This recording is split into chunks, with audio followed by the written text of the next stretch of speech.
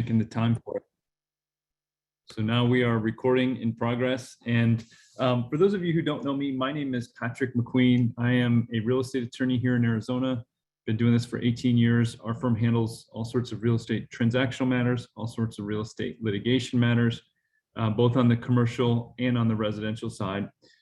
Today, we're going to talk about some tips and tricks to protect your assets, to keep you out of trouble. And, this is actually a lot of people's least favorite course that I teach or that I go over. And it's because we're talking about some tough subjects like getting sued and losing money and those types of things. But I actually think there's a lot of value here. And what we're going to talk about at the end are some specific action items, some specific tips that you can take to better protect your assets. I get questions all the time. Should I set up an LLC? Should I have a trust? Should my trust own my LLC? Those types of questions. We're going to go through all of those. How should I title my car? How should I, what are the things that I can do as a practical matter to protect my cash, to protect my income? And so we'll talk about those. But before we dig in, I do want to mention a new law that was passed that may affect some of you. It was passed about a week and a half ago. It was House Bill 2747. Governor Ducey signed it into law, like I said, about 10 to 14 days ago. And what this does is it affects real estate investors and real estate wholesalers. So if you haven't heard about it yet, you may want to check it out. And I'm happy to provide you with the disclosure language that you're going to need for this. But it's House Bill 2747. If you're a wholesaler, okay, you must disclose to your seller, and usually that's a distressed seller, that you're a wholesaler. Similarly, when you're assigning the contract as a wholesaler, you must disclose to your buyer, to the end user, that you're a wholesaler as well. Failure to do so will result in a loss of earnest money, of your earnest money, or somebody else's earnest money, okay? So remember what a wholesale transaction actually involves. A wholesale transaction involves a wholesaler approaching a seller, usually distressed, like I said, and tying up that property via a contract. And then what they do is they turn around and they assign that contract for a fee. Okay, so they're not actually taking title to the property, they're assigning the contract. So a wholesaler comes in, ties up a property, and then assigns a contract to an end buyer. And so what we're disclosing here is that actually, I'm a wholesaler and I may not actually own the property when I'm assigning it to somebody else. And so that's now has to be disclosed under the law. It's House Bill 2747, as I mentioned. And again, these aren't dual escrows or anything like that. These are perfectly legal transactions, but now you have to disclose them. So I know there's a lot of wholesalers out there making money on the assignments. And so that needs to be disclosed. The language that a lot of wholesalers have been using, which is, so-and-so is buying this property and or assigns, that language does not work anymore. So under the statute, under the new law, you have to actually make an affirmative disclosure, okay? Also, I do want to mention, we had a big HOA short-term rental case that came out. If you need a copy of this case, it's called the Kalway case, Kalway. It's a very, very important decision, and it basically limits the authority, limits the power of HOAs here in Arizona, okay? You either have to have 100% vote to amend CC&Rs, or the original declaration, the original set of CC&Rs has to reference what you're now amending, and it has to put somebody on notice. And so that's a big case now, and it's going to affect a lot of people. We think it's going to affect a lot of people, particularly those who are involved in short-term rentals. So if you need the copy of that case or any additional information on that, just let me know. I'm happy to get that to you. Now, we can't talk about staying out of trouble or protecting your assets without first talking about the way in which people get themselves into the most trouble, or real estate agents get themselves into the most trouble, okay? And we defend real estate agents all the time in these types of situations, so we're very much involved in the procedure and how these shake out. But I would say that the most common way that we see real estate agents getting themselves into trouble and getting ethical violations are in owner-agent situations. I would say a third of the ADRE claims, a third of the AAR arbitrations or grievances that we see involve complaints against an agent, an owner agent who didn't disclose who they were, whether they're wholesalers, whether they're flippers, whether they're just selling it, as their own property, whether they're a member of an LLC. we see a lot of non-disclosures in those situations, whether it's forgetfulness or they just didn't think they had to, but the failure to disclose your interest in a property or in a transaction is a violation of many different things. First, it's a violation of Article 4 of the Code of Ethics. It says that realtors must make it known that they have an interest in the property or the transaction. Same thing with the ADRE statutes or the commissioner regulations and the standards. It says the salesperson cannot act directly or indirectly in a transaction without providing information that the salesperson has an interest. Okay, you must disclose if you're a principal. That also violates advertising rules. You have to list it in the MLS listings for sale signs and flyers.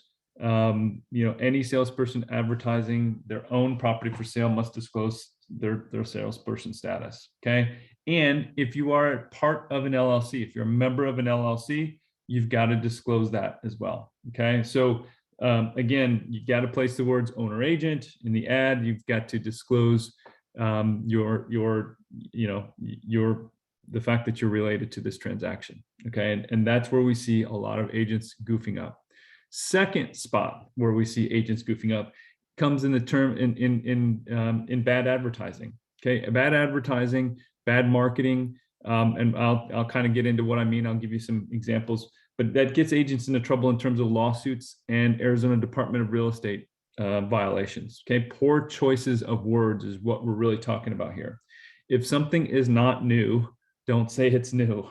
New roof, new HVAC system. A lot of times what's replaced on roofs are just the underlayment or some tiles. That's not a new roof. Same thing with the HVAC system. If we're not replacing the entire HVAC system, we're replacing an air handler, it's not a new air conditioning unit. Okay, so what we like to say, as opposed to when people are saying new or using the word new, well, let's say recently installed or recently replaced. Those are better words to use. Same thing goes for words that are kind of absolutes, like completely, entirely, totally. Just avoid those words altogether. Extensive remodeling, that's okay, but a total remodel, that's probably not. Okay, completely redone, no, probably not.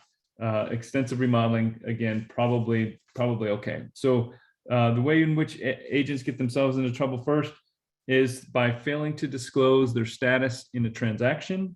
Second way we see agents getting themselves into trouble is by bad advertising. Third way we see agents getting themselves into trouble, and I have my own personal example of when an agent did this to me, is when agents are trying to be too helpful or they're going beyond their areas of expertise. Okay, I see this one a lot. I'll give you an example. In my own personal life, I was buying a house. The house had two air conditioning units. One was at the north side of the house, one was at the south side of the house. At the time, the air conditioning unit on the north side of the house was old, and it was original to the house, and I didn't like that, and it was in bad shape. And so I said to my agent, I said, hey, can we see if this was at a time when it was a buyer's market, by the way. It wasn't, this wouldn't happen these days, but I said, can we do something about this air conditioning unit on the north side? It's old. I don't think it's going to make it through a summer. And he said, and he puts this in a text to me. He says, Patrick, you've got nothing to worry about. I'm going to buy you a great home warranty plan, and the home warranty company will replace your air conditioning unit if yours conks out. And he put this in writing, and I kept the text. And what it symbolized to me was that he didn't really understand what a home warranty policy could do.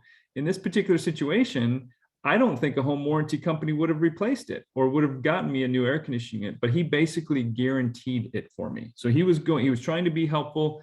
He didn't mean to overstate what he said, but he basically said I would get a brand new air conditioning unit if mine ever conked out. Maybe he was right, but I don't think he was. And so in that particular situation, he just went beyond what he should have been saying. In that particular situation, had he talked to me about it, what he should have said was, hey, Patrick, I'm going to buy you a home warranty policy at the end of this transaction, and you should take a look at the way in which this policy reads, because you may have a chance of getting a new one if your air conditioning unit conks out. But instead, he basically guaranteed me a new one. Okay. We also have a situation where sometimes agents give advice, and they give specific advice. I had one that we'll talk about a little bit more in detail, but the agent basically said to a married couple, hey, everybody in your situation takes title as a married couple with community property with right of survivorship. Everybody does it that way. That's the way you should do it. Well, in that particular instance, the couple lost the home in a bankruptcy. Had they kept it the way they actually wanted to, or what would have best fit their situation, they could have kept the house. Instead, because they relied on their agent, they lost the house in a bankruptcy. So there's different ways to take title. We'll talk about that a little bit, and I'll get a little bit deeper into that case in a second. But this particular couple lost the home in bankruptcy and turned around and sued their agent, and the bankruptcy estate sued their agent because they gave that advice, because that wasn't the best for them. And so if somebody asks you a question like that, well, how should we take title? The best thing to do is say, well, you should talk to a title company. You should talk to a CPA. You should talk to a real estate attorney. You should talk to your divorce, whatever it is, to determine what is best for them. And I have a chart, if you guys want it, that basically outlines, and title companies provide something similar. I have a chart, if you want it, that outlines different ways to take title, the tax consequences, what happens if one of the couples passes away, and what happens if the couple gets divorced. And so if you need a copy of that, just let me know. It looks like somebody in the separate chat has already asked me for a copy of that HOA decision that I think is a big one. And so if you want any of these materials, just shoot me a chat. I'll also put my contact information in the chat when we're done here. But yeah, in that particular situation, the agent should have just said, I don't know what's best for you. The way people typically do it is X, Y, or Z. But you're going to need to get your own specific advice and take that to heart as to what's best for you. Okay. I also see some situations where residential agents are doing commercial deals, and commercial agents are doing residential deals. Yes, your license allows you to do that, but is that really in the best interest of your client? So if we're trying to be too helpful, if we're going beyond our scope of expertise, that gets us into trouble. You need to tell your clients of those limitations before your clients agree to do that. It's much easier to just get a referral fee in those transactions, or in those parts of the state that you don't typically go. So if you want to help a client in Sedona, your license allows you to do that, but is that a really good decision? We've seen many people who just don't have the expertise to know the Sedona market or whatever it may be. And so, it's best to provide a referral in those situations. Okay. So again, the ways in which we see agents getting themselves into trouble, usually on an ethical violation type of issue, and frankly in lawsuits, again, relate to the owner-agent situation, where that's an undisclosed owner-agent situation. They either forgot or just didn't know they had to. The second way is the bad advertising. We see that in a lot of fix and flip situations, or in situations when an agent has been accused of misrepresenting a situation. Third way is being too helpful or going beyond your scope of your area of expertise, and not giving you advice to seek out somebody else, providing referrals, that sort of thing. The fourth, and I'm not even going to get into this very deep, other than to just shake my head, is dual agency. So many agents get themselves into trouble in doing dual agency situations. I'm not really even going to touch it because I don't like it. And I don't like it because I see many agents who get themselves goofed up. What if you represent a seller who tells you something, hey, don't disclose this, but X, Y, and Z, or don't disclose this, but this is what happened at the property. Then what do you do? I mean, you're in a weird spot, and no matter what, somebody's going to be pretty unhappy with you. So in those situations, provide a referral to somebody else in your office, that type of thing. To me, the double commission just usually isn't worth it. And your realtor laws and the laws allow you to be a dual agent. But I just don't recommend it. I don't think that's a good idea. Okay. So those are the 4 ways that we see agents getting themselves into trouble. Let me just go over briefly too, before I get into the specifics of tips, because I know that's what people are here for, is more so the tips than really anything else. I want to go into a couple of cases and statutes that address asset protection. Okay, these are real estate related cases that deal with asset protection. one of which I've already addressed a little bit. But the first case is a fairly recent case that came down from our Court of Appeals involving a landlord and a tenant. Some of you who have been on prior calls with me know about this case and its importance for asset protection and its importance for landlords. But it's called the Ibarra case, Ibarra. And like I said, I mentioned this one on a prior webinar, but we had a landlord who was renting a home to a tenant. The landlord was an LLC. It was a single member LLC. Okay, so it was a single owner, just a guy that owned an LLC and owned a rental property. And in that particular situation, the tenant hurt himself at the property, stubbed his toe many times on a particular tile that was coming up, and turned around and sued the landlord. And they sued the landlord for this sort of general breach of the Landlord-Tenant Act. And they also sued the individual owner of the LLC. So he basically went and sued under, I'm suing you for breaching the Landlord-Tenant Act was one of them. I'm also suing you individually as a person for your role in this whole thing. And so they sued the LLC in and of itself because that was the property owner. They sued the owner of the LLC as well. And in this particular case, the Court of Appeal says, well, number one, there's no such thing as a general breach of the Arizona Landlord-Tenant Act. You can't just sue somebody for breaching this sort of general set of statutes. Rather, if you have a claim for hurting your toe, then you sue for negligence, for failing to repair it. You can't just sue for this general breach of the Landlord-Tenant Act. But more importantly, for asset protection purposes, the Court of Appeal says, you can't just sue somebody as a single member. Just because he's an owner of the property doesn't mean that you can turn around and sue him.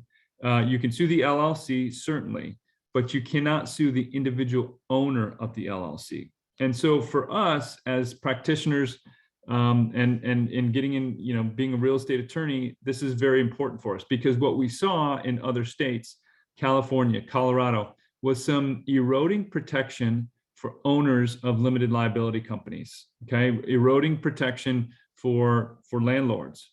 And what that meant was in some states, in some jurisdictions, you could actually sue a single member LLC and its single member. And so if I own an LLC called 123 Main Street LLC, and I was the only owner of it, if I'm in California or if I'm in Colorado, you could also sue me individually because the claim is that I'm one and the same. I'm basically the same as the LLC. It's treated like me.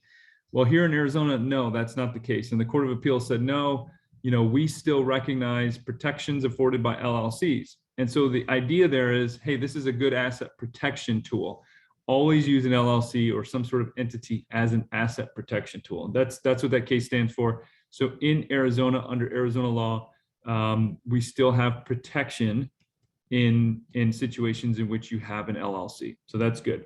The second case is called In Re Brace. In and then the word RE, Brace is the name of the last name of the couple. So whenever you have an in re case, whenever the case starts with the words in re, it either means somebody died, somebody filed bankruptcy, or somebody's getting divorced. And in this particular instance, it was a bankruptcy. In this particular situation, this is that same bankruptcy case that I just mentioned, where there was improper titling. So the couple took title in an improper way, according to the agent's suggestion, according to the agent's advice. And this sort of case for me stands for two things. When I mention it to other people, it's number one, if you're an agent, don't give advice on title, on taking title and the proper ways to take title or the consequences of taking title in a certain way. And number two, there are certain ways in which you take title to property, whether it's an LLC, whether it's your sole and separate property, because here in Arizona, we can take property as a sole and separate property. If you're married, you can own it outright as sole and separate property.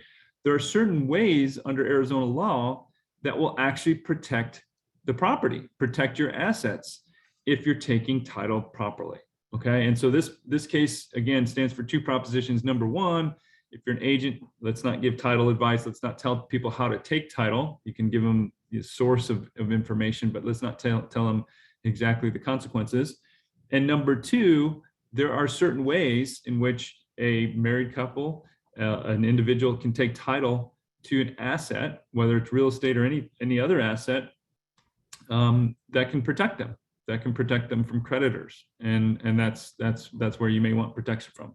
So again, what we're talking about now are cases that have recently come down, or statutes that have recently come down, that address asset protection, that address staying out of trouble. What I previously was talking about were ways in which agents get themselves into trouble. Okay. Now, the third sort of new case or new statute or new law that's come out is our Homestead Law. All right. Arizona used to have a very robust, I would say, Homestead Law. And when we think of Homestead Law, we usually think of Florida or Texas as hey, you can kind of own property there and nobody can really take your property away. And that's largely true in those states. Florida, Texas, they have great homestead laws. And in Arizona, we kind of did have a pretty good homestead law until January 1st of this year. All right. So January 1st, 2022, we have this new homestead law, this new homestead exemption. And what homestead laws or homestead exemptions refers to is the ability of you to protect some of the equity you've built up in your primary residence, in your homestead. Okay, so homestead usually refers to somebody's primary residence. All right, so you can only have one homestead, and it usually pertains to the home that you live in, 6 months in a day, frankly, out of the year. Okay, so this new homestead law became effective January 1st, 2022. The new homestead law protects from a creditor the first $250,000 of equity that you have in your property. It used to be the first $150,000 of equity that you'd have in your property. Now it's $250,000. But that $250,000 is a little bit of a untruth. The people who were proposing this law and the people who are big fans of this law kept waving their hands and saying, well, you're getting $250,000 of protection of equity. So if you sell your house and you have creditors, you get to keep more of your assets. And that's not necessarily the case. Because what this new law does is it automatically and retroactively turns any existing judgments that somebody has against you into a lien against your homestead property. Okay, so the way the homestead laws used to work was that, yes, there may be a judgment against your homestead property. Yes, there may be a judgment against you, but there's no lien associated with that judgment, meaning that you can sell your home free and clear of the judgment. The lien gets released, the judgment still follows you, but there's no lien associated with it. And so if there's no lien associated with it, then that means you got to keep your first $150,000 of equity or $250,000 of equity. Well, now there's a lien associated with these judgments, okay?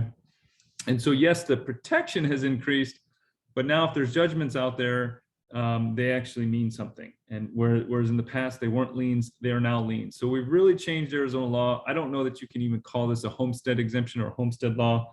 I think it's actually going to increase the amount of bankruptcy filings, and it decreases our protection. So again, we've talked about ways of getting in trouble and staying out of trouble. Okay, those are sort of big ticket items.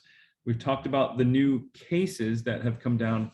Now I want to go over some tips, because I think this is where there's a lot of confusion and a lot you can learn.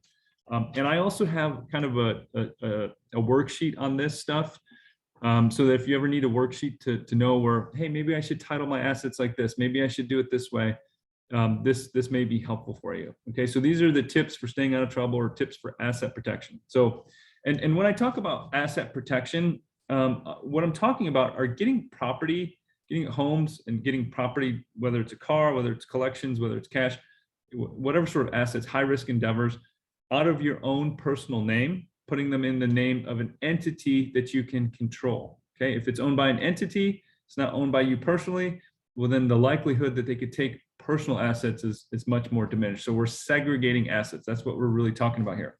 So number one, always use a separate entity for each business related activity. Okay, if you have your agent hat on, use a PLLC, a professional limited liability company. Sign everything in the name of the PLLC.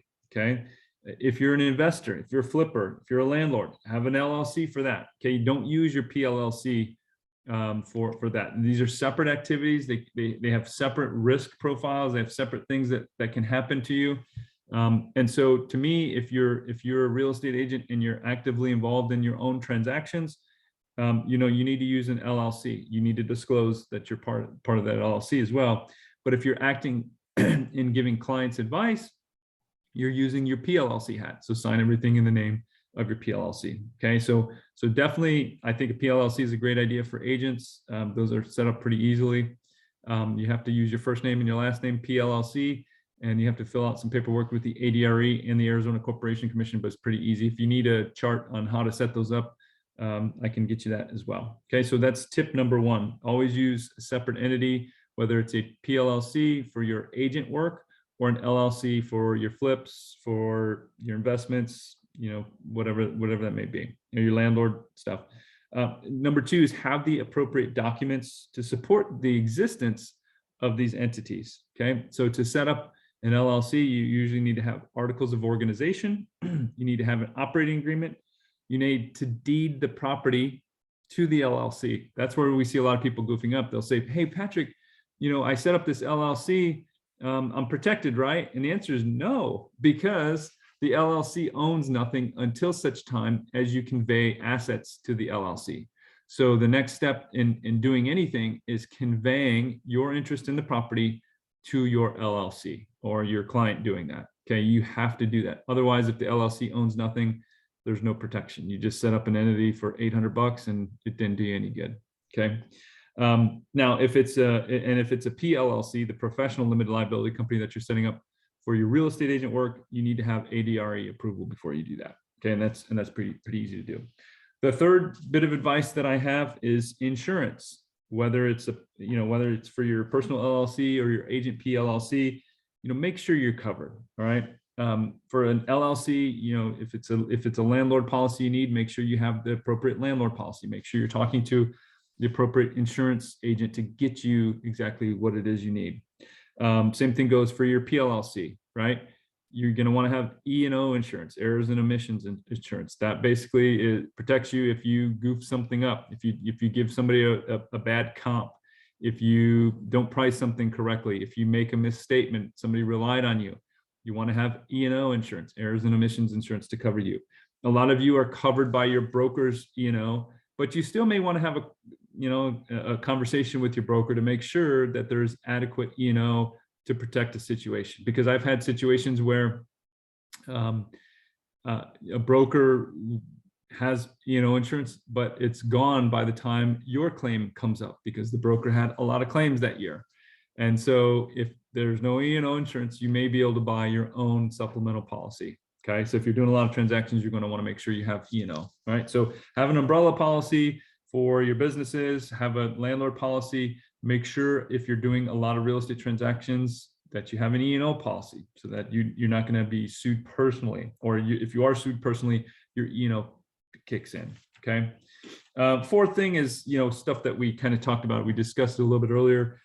Being mindful of your communications, being mindful of your advertisements. You wouldn't believe how many times I'll subpoena somebody's email files and just see the craziest stuff that's disclosed or admitted or stated in an email.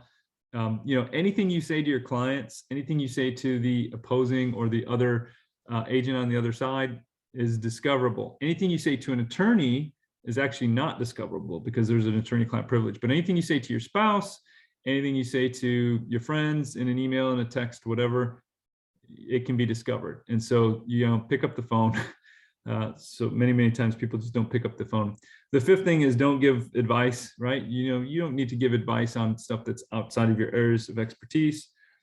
And then let's get into some of these specific things that people ask me all the time. How do I, what about a trust? What about an LLC? If I have a primary residence, what asset should hold my primary residence? If I have a vacation home, what asset or what kind of asset should, or what kind of company should hold that? What if I have an office building? What if I'm representing a client with an office building? Well, let's get into that. So, and this is part of a chart that I have. If you guys want this chart, I think it'd be very helpful. And again, each situation is a little bit different. And so, you may want to, this is sort of general guidance, but it should help the majority of people, okay? Because the majority of people are going to fit into these. So your primary residence, people say, well, should I put that in an LLC? And the answer is no, because we do have some homestead protection, homestead rights, a little bit that we kind of talked about. But usually people put that in a revocable living trust. Okay. Well, what about a vacation home? You know, should my revocable living trust own that, or should I have my vacation home owned by an LLC? In those situations, if it's not rented and there's no real risky activity, then put that in your revocable living trust as well. Okay. Well, what about a vacation home with some risk? You know, if you have a client that wants to buy a vacation home, or you want to buy a vacation home that you're going to rent out occasionally, or let's say, this is rare in Arizona, but let's say it's on a lake, or there's risky activity, you know, hiking, cliffs, that type of stuff, that does happen here in Arizona. If you're occasionally renting it, or if there's any sort of risk at the place, you're usually going to want to have an LLC for that. You want to set up an LLC and convey that via a deed. How about an office building? If you're representing a client that owns an office building, tell them not to put it in their own individual name. That is good advice that you can give. And I don't think anybody would come back on you for that. But if it's an office building, have an LLC for sure, no doubt. If you have boats, planes, or ATVs, you can actually title those in the name of an LLC. Even if you don't rent them, I would still put them in the name of an LLC, because those are high risk assets. And so when you're going to the DMV or whatever state governing agency to register that asset, put those in the name of an LLC that you've set up, because I think that those are, again, high risk assets. Now, what about stock accounts or bond accounts or security agreements or security accounts? So you have securities with, you know, JP Morgan or you know, whoever it is, stock accounts with Prudential or whoever it is. You know, what a lot of people do to protect that, those are generally not protected. Okay, like a 401k that you set up through work, or you know, a pension fund, those are protected. You know, we don't really have too much concern over those if those are in your individual name.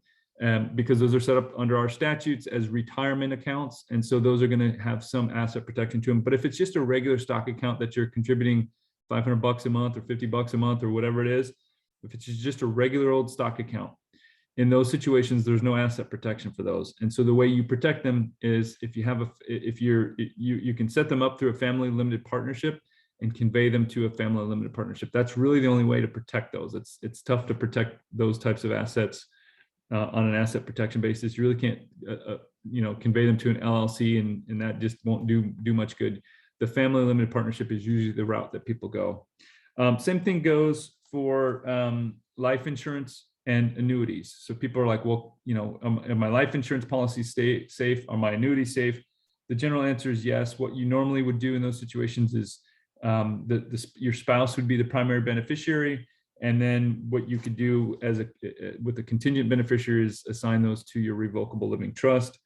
And the same thing goes for a personal IRA. Okay, so if you have just a regular personal IRA that's not set up as a pension fund or a 401k, you may not have protection there. And so what you would do is have your spouse as the primary beneficiary, and then secondary beneficiary, your revocable living trust. And again, if you were writing some of this stuff down, you don't have to. I can get you a chart that kind of outlines all of these things. It has my chart also has you know, if you've got a baseball card collection or coin collection or stamps or something that you're trying to protect as well, or even the crypto stuff that people are trying to protect. You know, there are ways to protect that as well. So I know that's a lot, and I got a lot of charts and maps, and because that's usually what we do is when somebody comes to us, we'll map out kind of what they have and where they want to go and what they're trying to protect. But if you need any of those charts or any of those maps or any of those cases that I mentioned or any of the new statutes, you know, I'll put my information in the chat right now, and you can shoot me an email and get whatever you need. Hopefully that'll be somewhat helpful to you. But I recommend, like I said, doing a PLLC. I think that's a good idea. Those are pretty easy to set up, and then you can, it's a little bit helpful for taxes as well, to have that PLLC. And by the way, most brokerages are pushing PLLCs. So you may see this happening. So some brokerages are saying, hey, as part of you working here, even though you're an independent contractor, we really want you to have a PLLC. And the reason they're doing this is because there was a recent decision that came down involving the National Association of Realtors, and a bunch of other large real estate brokerages. And the argument was, well, hey, are real estate agents actually independent contractors, or are they employees? If they're employees, then we owe them a boatload of other benefits and a boatload of potentially other money. Well, if they're independent contractors, then we don't, and we want them to be independent contractors. And so the argument goes, if you have a PLLC, you're your own business. Therefore, you have to be an independent contractor. Therefore, you can't really be an employee.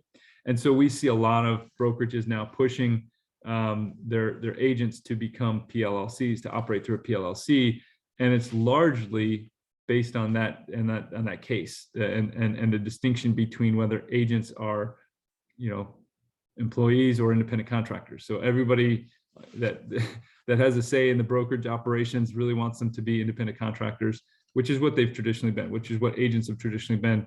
But once they hit the employment threshold, then there's all sorts of reporting requirements that brokerages have to do. And a lot of the brokerage models just don't make sense. And so that's why you may see a push towards setting up a PLLC. And frankly, there's some asset protection benefits and some tax benefits. And so it's not that bad of an idea. But anyway, just thought I'd throw that in. Does anybody have any questions, as we're kind of running out of time here?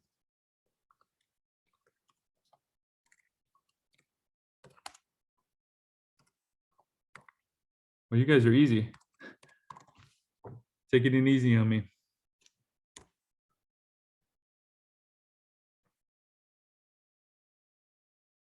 All right, well, I think Lisa's off now, but Isabel, are we good?